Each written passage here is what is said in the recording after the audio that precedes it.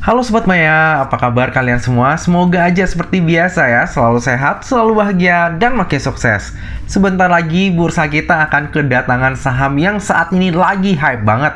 Iklannya ada di mana-mana dan promosinya juga nggak main-main. Bahkan teman-teman saya yang notabene anti saham, banyak banget yang nge-share tentang saham ini di media sosial. Ya benar banget, siapa lagi kalau bukan saham GoTo. Jadi dalam 2 hari ini saya udah mempelajari prospektusnya GoTo dan juga mencari informasi tambahan secara intensif. Semoga aja nantinya video ini nggak mengecewakan ya. Jujur, PR banget baca prospektusnya GoTo. Ada 967 halaman. Tapi jangan khawatir, bagi Sobat Maya yang nggak sempat untuk membaca prospektus setebal itu, saya akan coba rangkumkan dalam video ini dengan menggunakan bahasa yang sesederhana mungkin dan juga saya kasih poin-poin pentingnya. Jadi Sobat Maya tuh bisa mempertimbangkan ya, nantinya akan mengikuti IPO-nya GoTo ini atau enggak. Bagi yang penasaran dengan pembahasannya, jangan lupa saksikan video ini sampai habis ya. Jadi kalau kita bicara tentang GoTo, tentunya nggak terlepas dari Gojek dan juga Tokopedia. Tentu aja ya, karena GoTo ini memang gabungan dari kedua perusahaan tersebut. Jadi Tokopedia sendiri diakuisisi oleh Gojek pada tahun 2021 kemarin. Lalu pada akhirnya muncullah GoTo ini. Bisnis dari GoTo itu ada banyak sekali, tapi kita bisa golongkan dalam 3 pilar segmen utamanya, yaitu on-demand service, e-commerce service, dan juga financial technology services. Di segmen on-demand service itu contohnya ada GoRide, GoCar, GoFood, GoSend, dan juga GoShop. Sementara untuk segmen e-commerce itu ada Tokopedia. Dan yang terakhir di segmen Financial Technology Services itu ada GoPay, GoModal, GoStore, GoBiz, dan juga Mokapos. Ekosistem dari GoTo ini udah solid banget. Bukannya nggak mungkin di masa mendatang akan lebih banyak lagi bisnis yang tergabung di bawah ekosistemnya GoTo. Bahkan hebatnya GoTo ini nggak hanya di kota-kota besar ya, tapi di rural area pun itu udah banyak banget usernya GoTo. Bagi yang tinggal di rural area, itu bisa jadi ya nggak punya rekening BCA, tapi punya akunnya GoPay. Keren banget ya. Oke, tadi adalah sekilas background dari GoTo. Sekarang coba kita lanjut melihat komposisi pemegang sahamnya. Untuk komposisi kepemilikan saham terakhir, itu terbagi menjadi 2 ya, yaitu pemegang saham SDHSM dan juga pemegang non-SDHSM. SDHSM sendiri itu berarti saham dengan hak suara multiple. Maksudnya gimana? Jadi ada perbedaan dalam hak suaranya. Penerapannya gimana? Kalau dalam suatu perusahaan, Sobat Maya pastinya pernah mendengar dong ya tentang yang namanya rapat umum pemegang saham. Nah, keputusan dalam mata acara rapat itu bisa diputuskan oleh pemegang saham mayoritas. Contohnya seperti ini.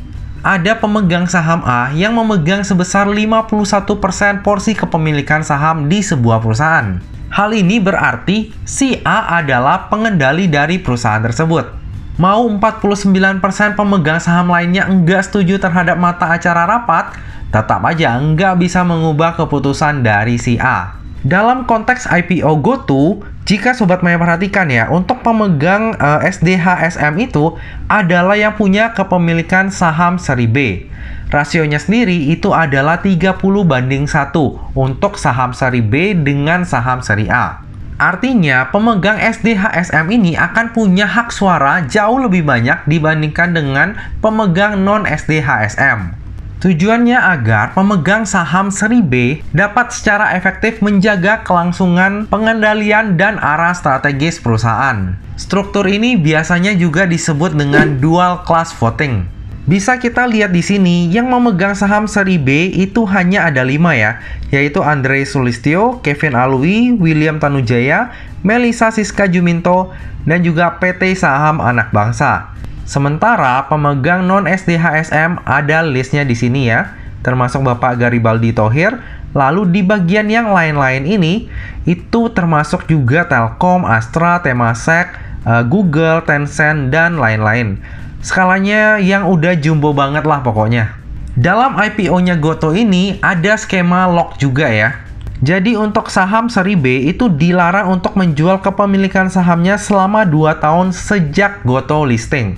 Sementara untuk pemegang saham seri A itu dilarang menjual kepemilikan sahamnya sampai dengan 8 bulan sejak Gotoh ini listing. Tapi ingat, ini untuk nilai buku per saham yang lebih rendah dibandingkan harga penawaran. Jika ternyata suatu hari nanti harga saham Gotoh menjadi lebih rendah dari nilai buku per sahamnya, maka skema lock saham bagi pemegang saham seri A ini menjadi tidak berlaku. Oke, kita lanjut ke struktur IPO-nya. Dalam IPO ini, sebanyak-banyaknya 52 miliar lembar saham atau mewakili sebanyak 4,35% dari modal ditempatkan dan disetor penuh yang akan ditawarkan kepada masyarakat.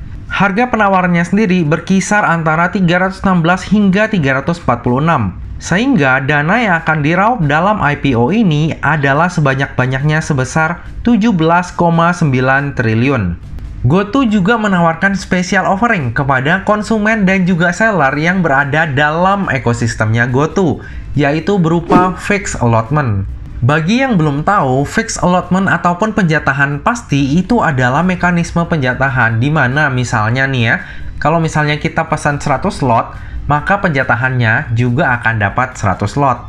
Tapi tentunya ini bergantung pada kuota juga ya. Untuk program spesial ini, itu udah disiapkan kuota sebesar 4,3 miliar lembar saham. Jadi, jika kuota ini habis, maka pembagian sahamnya akan dilakukan secara prorata. Sementara, jika sisa kuotanya ini nggak habis, maka sisa kuota tersebut akan ditawarkan kembali kepada masyarakat. Program spesial ini merupakan bagian dari program saham gotong royongnya Gotoh. Contoh programnya itu seperti ini ya. Saya sendiri ditawarkan bisa mendapatkan penjatahan pasti itu dengan kuota sebesar 150 juta. Apakah saya akan ambil? Jawabannya ada di bagian kesimpulan nanti ya. Oke, kita lanjut. Di IPO-nya Gotoh ini juga ada hal yang menarik nih Sobat Maya, yaitu adanya opsi penjatahan lebih dan juga stabilisasi harga. Opsi penjatahan lebih ini tentunya berbeda dengan mekanisme yang ditawarkan pada saat IPO-nya ADMR ataupun STAA kemarin. Ini bukan penyesuaian kelebihan pemesanan saham pada saat penawaran umum, tapi lebih ke memberikan hak kepada penjamin emisi efek itu untuk melakukan penjatahan lebih itu sampai dengan 7,8 miliar saham seri A dari saham treasury pada harga penawaran. Jika nantinya harga finalnya Gotoh ini ada di harga tertingginya yaitu di 346, maka dana yang akan digunakan untuk melakukan stabilisasi harga ini adalah sebesar 2,69 triliun. Agen stabilisasi yang ditunjuk dalam IPO ini adalah CGS CIMB Sekuritas. Nah, mekanisme inilah yang disebut dengan greenshoe. Mungkin masih ada yang bingung ya dengan mekanisme greenshoe ini. Di sini saya akan coba untuk jelaskan sesederhana mungkin agar Sobat Maya bisa mengerti ya. Jadi mekanisme stabilisasi harga atau greenshoe ini hanya dapat dilaksanakan pada saat periode stabilisasi. Dalam hal ini adalah 30 hari sejak Gotoh melantai di bursa. Jumlah saham yang dapat dibeli oleh agen stabilisasi itu adalah maksimal 7,8 miliar lembar saham seri A. Pembelian ini hanya dapat dilakukan bila harga Gotoh berada pada atau di bawah harga IPO. Sehingga harga pelaksanaan stabilisasi harga paling tinggi adalah di harga penawaran. Lalu agen stabilisasi dalam hal ini adalah CGS CIMB Sekuritas atau dengan kode brokernya YU, itu hanya akan melakukan pembelian saham dan tidak akan menjual kembali saham yang telah dibeli. Nantinya YU hanya akan melakukan pembelian ini di pasar reguler ya, jadi bukan di pasar nego ataupun di pasar tunai. Hal inilah yang diupayakan Gotoh untuk menjaga kestabilan harga sahamnya. Apakah ini hal bagus? Tentunya. Tapi jangan lupa ya bahwa ini tujuannya hanya untuk menjaga harganya biar nggak turun-turun banget di bawah harga penawaran. Biar harganya bisa naik, tetap aja ya harus ada yang HK di atas harga IPO, baru harganya bisa naik. Kalau nggak ya nggak naik-naik. Semoga penjelasan tentang greenshoe ini cukup mudah untuk dimengerti ya. Jika masih terdapat pertanyaan terkait dengan mekanisme ini, jangan segan-segan untuk ditanyakan di kolom komentar ya. Oke, kita lanjut. Masih panjang nih ceritanya. Jadi GoTo juga akan menyelenggarakan program kepemilikan saham ataupun shares ownership program. Jadi GoTo akan menerbitkan saham sebesar maksimal 1,5% dari modal ditempatkan dan disetor penuh yang akan dilaksanakan setiap tahun untuk periode 10 tahun. Jadi bagi yang bilang bahwa IPO GoTo ini dikit banget ya, cuma 5% yang dilepaskan, jangan khawatir, programnya masih panjang. Nah, selain program SOP tadi, GoTo juga berencana untuk listing di bursa internasional dalam jangka waktu 2 tahun setelah listing di bursanya kita. Bursa internasional yang dimaksud adalah New York Stock Exchange, Nasdaq, HKSE, Singapore Stock Exchange, ataupun London Stock Exchange. Kalau hal ini beneran mau direalisasikan, tentunya GoTo nantinya akan menjaga kestabilan harga sahamnya. Tapi lagi-lagi ini hanya rencana ya. Apakah beneran akan direalisasikan? Itu hanya manajemen GoTo yang bisa menjawab. Nah, selain GoTo, penawaran saham juga akan dilakukan oleh para pemegang saham GoTo, yaitu GPF dan juga SSA. Kalau hal ini mau dijelaskan, itu akan lebih panjang lagi ya videonya. Jadi saya jelaskan poin-poinnya aja. Untuk GPF itu akan ada pemberian opsi saham secara cuma-cuma alias gratis kepada partisipan yang berhak. Dan jumlahnya ini jauh lebih besar daripada jumlah lembar saham yang ditawarkan pada saat IPO, yaitu sebesar 106 miliar lembar saham seri A. Kebayanglah ya nantinya seberapa liquid saham GoTo ini pada saat masa lock-up-nya selesai. Lalu yang kedua adalah SSA. Untuk SSA akan ada pemberian opsi saham sebanyak 919,5 juta lembar saham kepada sekitar 600.000 mitra driver yang memenuhi kriteria. Untuk harga pelaksanaan opsinya sendiri itu berkisar antara Rp2 hingga Rp202 per saham. Artinya, baik partisipannya GPF ataupun mitra driver yang terpilih, itu akan langsung auto cuan. Kebijakan yang sangat mendukung orang dalam ya. Sementara kita yang investor baru, ya lewat jalur biasa aja. Oke, kita lanjut. Dana IPO-nya akan dipergunakan untuk tujuan-tujuan sebagai berikut. Jadi nantinya dana IPO-nya itu akan digunakan sebagai modal kerja dengan rincian alokasinya sebagai berikut. Sekitar 30% itu akan digunakan oleh emiten ataupun GoTo ini. Lalu sekitar 30% akan dialokasikan kepada Tokopedia. Lalu sekitar 25% akan dialokasikan kepada GoPay. Sekitar 5% akan dialokasikan kepada GoFinance, sekitar 5% akan dialokasikan kepada Gojek Singapura, dan sekitar 5% akan dialokasikan kepada Gojek Vietnam. Nah, untuk tujuan IPO-nya ini harusnya bagus ya. Bisa mendukung kelangsungan usaha GoTo di masa mendatang. Nah, untuk jadwal dari IPO-nya GoTo adalah sebagai berikut. Untuk masa penawaran awal ataupun book building-nya itu adalah dari tanggal 15 hingga 21 Maret 2022. Lalu untuk masa penawaran umum ataupun offering-nya itu adalah dari tanggal 29 Maret hingga 31 Maret 2022. Dan akan listing di bursanya kita itu pada tanggal 4 April 2022. Jadi dari video ini diupload hingga ke masa offeringnya itu sebenarnya masih cukup banyak waktu ya. Tapi memang kalau misalnya bagi Sobat Maya yang mau ikutan penjatahan pasti, itu waktunya agak mepet ya, di tanggal 21 Maret terakhirnya. Ya, semoga aja video ini bisa menjadi bahan pertimbangan ya bagi Sobat Maya, baik yang mau mengambil penjatahan pasti ataupun mau mengambil di masa offering, ataupun mungkin skip dulu untuk IPO ini. Oke, kita lanjut ya. Coba kita melihat siapa sih underwriter yang nantinya akan mengawal saham IPO GoTo ini. Jadi ada 5 underwriter ya, yaitu Indo Premier, lalu Mandiri Sekuritas, Trimega, CIMB Niaga Sekuritas, dan juga Nilai Inti Sekuritas. Untuk Nilai Inti Sekuritas ini saya sendiri nggak familiar ya. Malah kayak baru kali ini sih dengar. Sobat Maya, apakah ada yang tahu tentang Nilai Inti Sekuritas ini? Coba share di kolom komentar ya. Seperti biasa, untuk IPO Jumbo, itu pengaruh underwriternya nggak begitu besar. Jadi saya nggak share track record dari underwriternya di video ini ya. Oke, kita lanjut melihat laporan keuangannya. Dari sisi aset terjadi peningkatan dari tahun ke tahun. Tapi yang paling signifikan itu adalah dari tahun 2020 ke tahun 2021. Per akhir tahun 2020, total aset GoTo itu adalah sebesar 30,1 triliun. Namun, per 31 Juli 2021, jumlah asetnya meningkat tajam menjadi 148 triliun. Sayangnya, peningkatan aset ini didominasi oleh peningkatan aset tak berwujud serta goodwill. Penambahan goodwillnya sendiri udah 93 triliun ya.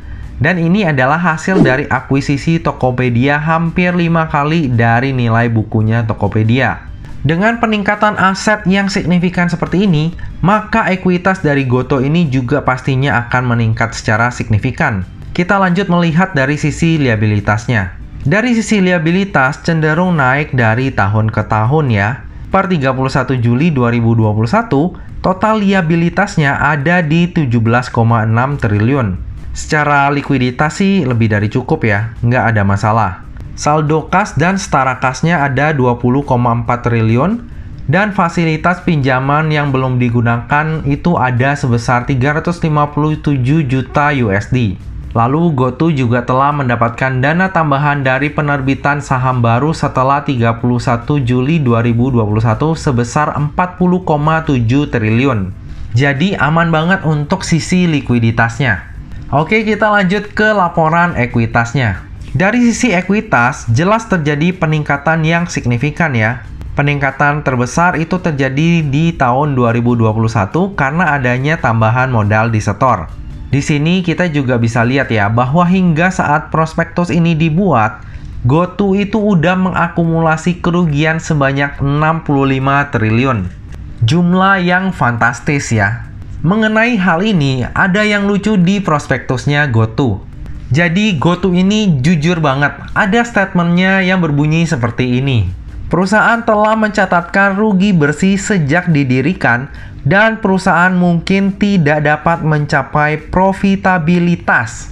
Artinya dari sisi GoTo-nya sendiri, mereka itu nggak yakin kalau mereka bisa mencetak laba di masa mendatang. Kurang lebih ilustrasinya seperti ini. Ada dua sejoli yang sedang jatuh cinta. Yang cewek menuntut cowoknya untuk segera melamar dirinya. Tapi saat ditanya, cowoknya malah bilang seperti ini. Kamu yakin mau menikah denganku?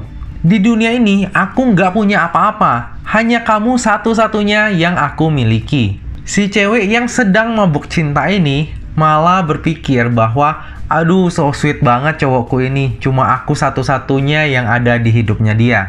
Dan akhirnya mereka pun menikah. Dan setelah menikah, si ceweknya ini baru sadar bahwa cowoknya itu beneran kere. Bukan hanya sekedar gombalan aja. Tapi apa boleh buat, nasi udah jadi bubur. Mau menyesal pun tiada berguna. Yang bisa dilakukan si cewek hanyalah berusaha, berdoa, dan juga berpasrah. Agar, walaupun sang cowok enggak punya apa-apa, tapi paling enggak, sang cowok ini masih punya niat untuk berusaha membangun masa depan bersama demi sebuah keluarga. Nah, kembali ke GoTo. GoTo ini sedari awal udah mendeklarasikan dirinya bahwa dari semenjak perusahaan berdiri, itu selalu mencatatkan kerugian dan mungkin nggak bisa untung ke depannya, bakal rugi terus-terusan. Nah, kita sebagai calon investor harus bijak ya. Jangan seperti cewek tadi, udah beli sahamnya baru kemudian menyesal dengan kinerjanya. Terlebih bagi Sobat Maya yang berencana untuk keep dalam jangka panjang sahamnya GoTo ini. Be wise. Nah, bagi Sobat Maya yang concern terhadap daftar efek syariah, kemungkinan besar GoTo ini akan masuk ke dalam daftar efek syariah. Tapi, untuk lebih pastinya, kita tunggu aja pengumuman resminya. Coba kita lanjut ke laporan laba rugi. Untuk laporan keuangannya lumayan fantastis ya. Fantastis di sisi kerugiannya. Per akhir tahun 2020, GoTo masih membukukan rugi bersih sebesar 16,7 triliun. Dan di beberapa research, hingga tahun 2025 pun GoTo ini masih akan merugi. Jika kita lihat dari sisi pendapatan bersih, memang selalu naik dari tahun ke tahun ya. Namun sayangnya bebannya juga ikutan naik, sehingga pada akhirnya GoTo tetap mencatatkan kerugian. Untuk pendapatan bersih di sini, ini bukan GTV-nya ya. Karena kalau secara GTV, GoTo ini transaksinya udah skala ratusan triliun. Kita pegangannya dari neraca laporan keuangannya aja. Secara valuasi, di harga penawaran tertingginya, PBV-nya GoTo itu ada di 2,79 kali. Sementara market cap-nya itu ada di 413 triliun. Nilai yang sangat fantastis ya. Per video ini dibuat, top 5 saham dengan market cap terbesar di bursanya kita adalah BBCA, BBRI, TLKM, BMRI, dan juga ASI. Jika nantinya GoTo ini listing dengan harga penawaran tertinggi, maka otomatis GoTo ini akan menggeser posisinya BMRI dan juga ASI. Dan apabila GoTo ini berhasil satu kali arah aja, maka market cap-nya itu akan berada di 516 triliun. Langsung masuk ke dalam top 3 menggeser posisinya Telkom. Kalau menurut Sobat Maya sendiri, mungkin nggak hal tersebut terjadi? Nah, dari tadi udah banyak banget hal yang kita bahas, sekarang tiba juga kita ke bagian kesimpulan. Kesimpulan yang pertama, GoTo dari tahun ke tahun terus mencatatkan pertumbuhan baik dari sisi pendapatan ataupun akuisisi pelanggan. Sayangnya, pertumbuhannya ini enggak diiringi dengan kemampuannya untuk mencetak laba usaha. Bahkan proyeksinya, hingga tahun 2025 pun, GoTo ini belum berhasil mencetak Rp1 pertama dari laba usahanya. Kesimpulan yang kedua, valuasi GoTo secara PBV itu tergolong menarik. Namun perlu diingat bahwa kenaikan ekuitasnya ini berasal dari tambahan modal di setor dan juga adanya goodwill dari akuisisi Tokopedia. Valuasi dari sisi PBV ini pun sebenarnya nggak terlalu bisa kita andalkan ya, karena hingga saat ini GoTo masih belum berhasil mencetak laba pertamanya. Kesimpulan yang ketiga, underwriter dari IPO-nya GoTo ini ada 5 dan 4 diantaranya itu udah terbiasa untuk menghandle IPO jumbo seperti IPO GoTo ini. Yang menarik adalah adanya agen stabilisasi harga yang paling enggak akan menjaga harga saham GoTo saat ada tekanan jual. Namun perlu diingat ya bahwa dana yang dipersiapkan untuk stabilisasi harga ini adalah sekitar 2 triliunan. Sementara jumlah saham GoTo yang akan dilepaskan kepada masyarakat aja itu berkisar 16 hingga 17 triliun. Jadi kalau ada yang mau ngeguyur banyak, ya tetap aja harga sahamnya akan rontok. Tapi terlepas dari itu semua, tentu saja ini adalah hal yang positif, yang memang tentunya paling enggak akan berdampak pada kestabilan harga saham GoTo. Kesimpulan yang keempat, jumlah saham yang ditawarkan kepada masyarakat memang terlihat kecil ya, hanya sekitar 5% aja. Tapi perlu diingat, 5% ini aja udah berjumlah lebih dari 50 miliar lembar saham. Alias banyak banget. Jadi walaupun jumlah saham beredar di masyarakat itu hanya 5%, jangan berharap bahwa bid overnya itu nanti antriannya cuma akan ada ribuan ataupun belasan ribu. Pastinya akan ramai banget transaksi di GoTo ini setiap harinya. Sebagai informasi tambahan, perusahaan yang memiliki jumlah lembar saham terbanyak di bursanya kita adalah Friend, yaitu sebanyak 308 miliar lembar saham. Dan GoTo ini memiliki 1,19 triliun saham beredar. Lebih dari 3 kali saham beredarnya Friend. Luar biasa ya. Nggak tahu bakal kejadian atau enggak, tapi dengan jumlah saham beredar yang luar biasa dan nggak masuk akal ini, bisa jadi suatu hari nanti GoTo akan melaksanakan reverse stock split. Tapi semoga aja enggak ya. Kesimpulan yang kelima, kapitalisasi pasar GoTo pada saat IPO akan langsung masuk ke dalam top 5 perusahaan di bursanya kita. Jika berhasil satu kali arah aja, akan langsung menyalip Telkom di posisi ketiga. Telkom yang di tahun 2021 mencetak laba secara annualized itu di atas 20 triliun akan disalip oleh perusahaan yang masih merugi 16 triliun di tahun 2020. Jika hal ini beneran terjadi, maka akan terjadi perubahan besar-besaran terhadap ekosistem startup di Indonesia, bahkan mungkin di Asia. Startup akan berlomba-lomba untuk memperbesar skala transaksi, lalu secara agresif melakukan akuisisi user baru tanpa memperhitungkan profitabilitas. Bakar-bakar uang akan menjadi hal yang sangat lazim. Toh tetap bisa cuan pada saat IPO-nya nanti. Kesimpulan yang terakhir, menurut saya IPO-nya GoTo ini akan benar-benar hype ya.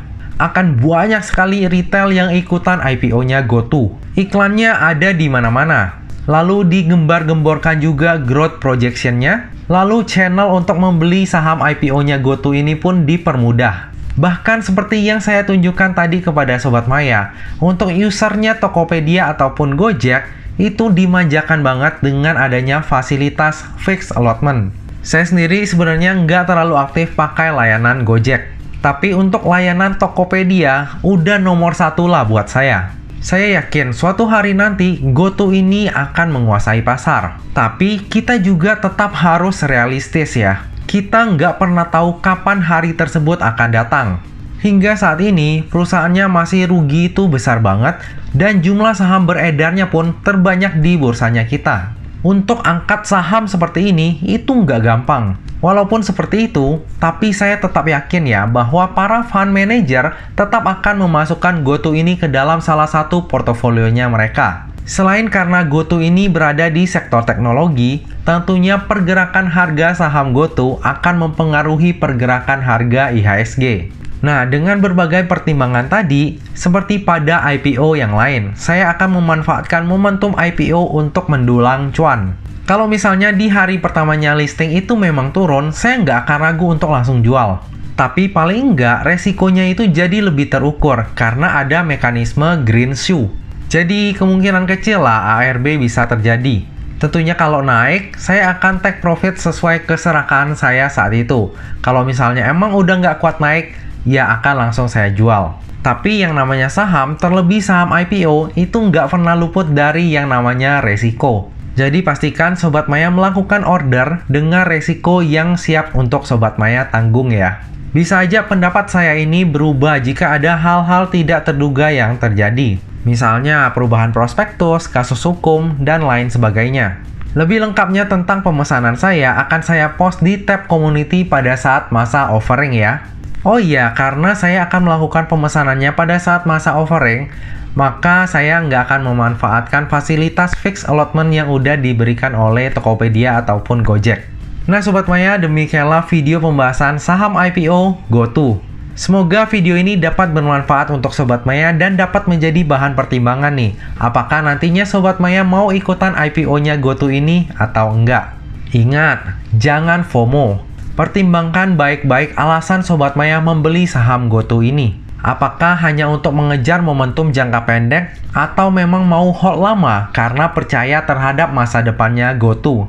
Bagi yang merasa terbantu dengan video ini, jangan lupa untuk subscribe, like, komen, dan share video ini ya. Nah Sobat Maya, demikianlah video kali ini. Akhir kata, jangan lupa untuk selalu jaga kesehatan, jangan lupa untuk selalu bahagia, dan semoga perjalanan investasi kita selalu cuan bareng-bareng ya. Sampai jumpa di video selanjutnya. Dah.